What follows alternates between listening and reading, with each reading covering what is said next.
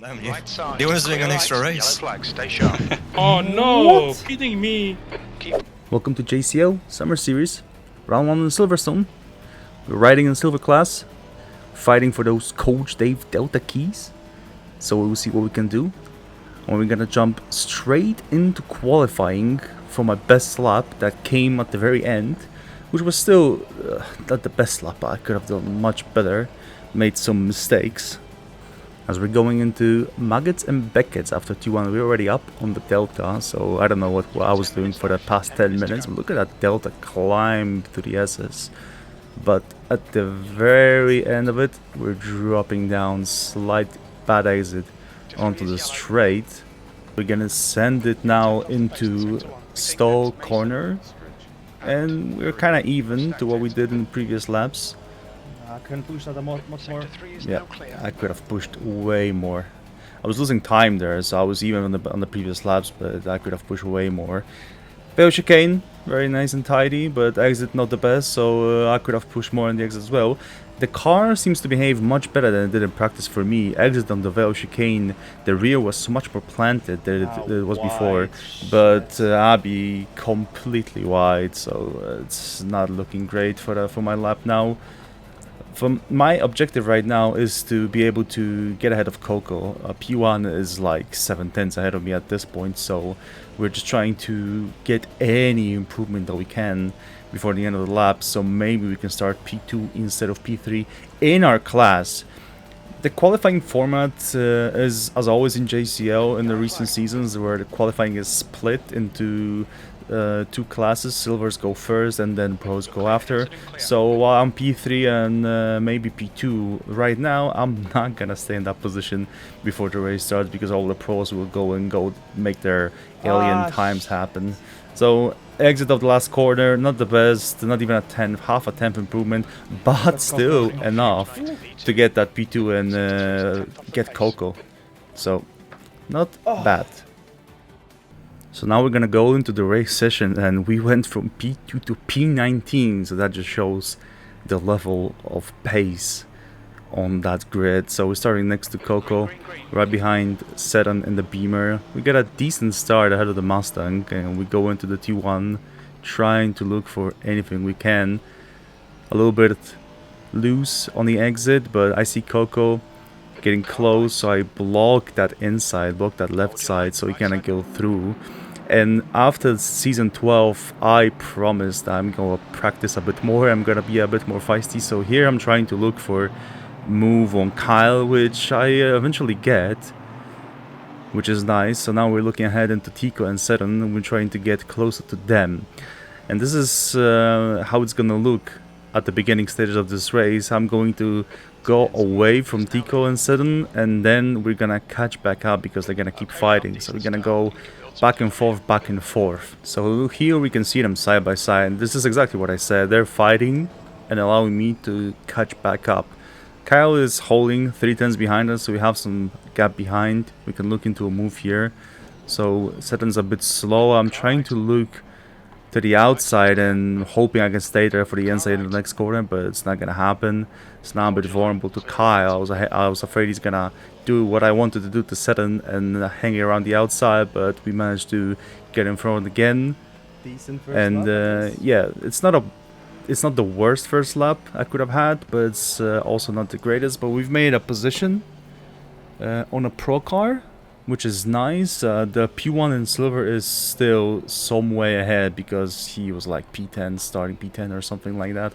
So we're just trying to look for any pace, any positions we can at the start. So at the end of lap 2, I see the group of cars ahead of me fighting, so they're not going full speed. So here I'm thinking about my strategy.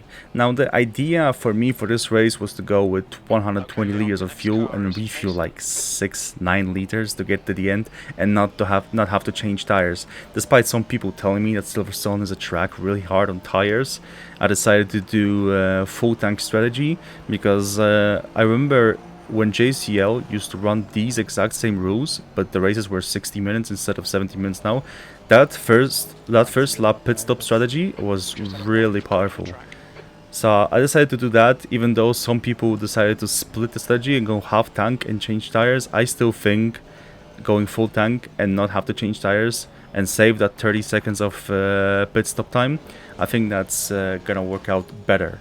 So at the end of lap 3, I actually remembered, okay, I need to do my strategy because I didn't pit lap 1 and I'm kind of getting held here. I think I can go much faster than this, and these guys ahead are fighting.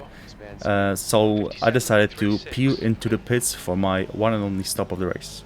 Now with my pit stop done, my race turned into a little bit of a hot lapping session for me, because with clear track ahead of me, I had to unleash as much pace as I possibly have to get by people who are either doing split strategy or pitting later. So now I'm going to go as fast as I possibly can with nobody in front of me, but I am also using TC18, which is a little bit slower but saves me tires, because after people told me that this track has a high tire deck, I decided to use that to save my tires just because I might need them later, which turns out to be a really wise move. Now as we go to the turn 1 on lap 11, we can see Coconuts leaving the pit lane. And he's being a little bit of a BOP terrorist because he's in a Ford. It's a new car in ACC, which is apparently pretty cracked when it comes to straight line speed.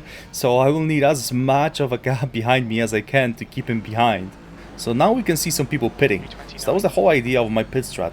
Go into the pits early, leave the pits with clear track ahead of me, and basically undercut everybody who was ahead of me, went to pits later, and lost time on track fighting on the cars. So this is looking good now, but we also need to remember about the people who will pit later, do half-house strategy, come out with fresh tires, because at the end of the race these guys are going to be very fast.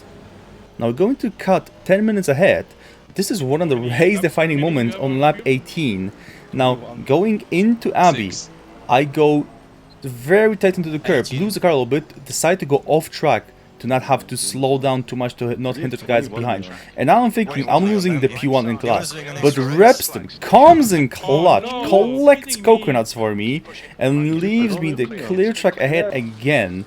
Now, this is a huge skill issue from Repston, which I don't think I've ever seen him do before, but poor Coco, look what happens to him. He just completely gets obliterated. But I'm not going to complain because he just saved my bacon and my P1 in class, so I guess that's good. And thanks to Repston, I was able to hot lap for like 20 minutes, so we're just gonna skip all that and go straight to 11 minutes remaining. And here I am, fighting a McLaren P14 that is in Pro class. And because I am in Silver class, we are technically not fighting for a position, because I am focused on getting P1 in my Silver class. But on P30, I find myself looking at him going up my inside into stall corner, and he gets really close to me, but I am able to get onto power a bit earlier and thinks that I am staying ahead for the time being. But going into the chicane, he switches to the inside super quickly. I see him and I leave him space on the apex. I'm trying to squeeze him as much as I can on the exit of Vale chicane, and we make a little bit of a touch, but that's okay. We're still going side by side together into the Hamilton straight, and here I'm just thinking about Abbey, about getting as good of a run as I possibly can, so I downshift one gear just for safety so I don't punt him off the track, but he hangs it around the outside beautifully. He gets more grip and goes through. Here into the next corner, I switch to the outside, look for a move back, look for a little cutback switch back, nothing I could do, so I have to concede that he gets the position. But here now, one lap later, I look at my mirror, and I look at my relative, and here is Ames, 2/10 behind me. You can see in my delta, in that very lap, I lost 3 seconds fighting that McLaren, so just because my difference in time to Ames was 3 seconds, that's basically the whole advantage I had gone. So we had a little bit of fun, but now I have 9 minutes to defend from Ames. And thank God I decided to save tires at the end, because Ames went half tank and he changed tires at the halfway of the race. So now I am basically on all tires when he is on much fresher rubber, but because I was saving tires, I am able to still use them to defend. And I'm not going to lie, it was not smooth sailing. My legs were quite shaky and I was looking into my mirrors quite a bit, but I had to focus on my driving. I was looking at my apexes, my lines, trying to focus as much as I could to not make any major mistakes and lose my P1, because I kind of wanted that P1 in class, despite it not being an overall win. Winning in my class still would feel good, I think, because we don't do a lot of winning on this channel. But last lap, lap 36, as we round up the final corner, our tires turned out to be enough. Our fat Aston turned out to be just enough to hold Ames off and claim our victory and our P1 in silver class. And yeah, it does feel good, I gotta admit.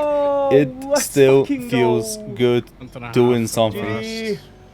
Holy shit, Simon. Simon lol.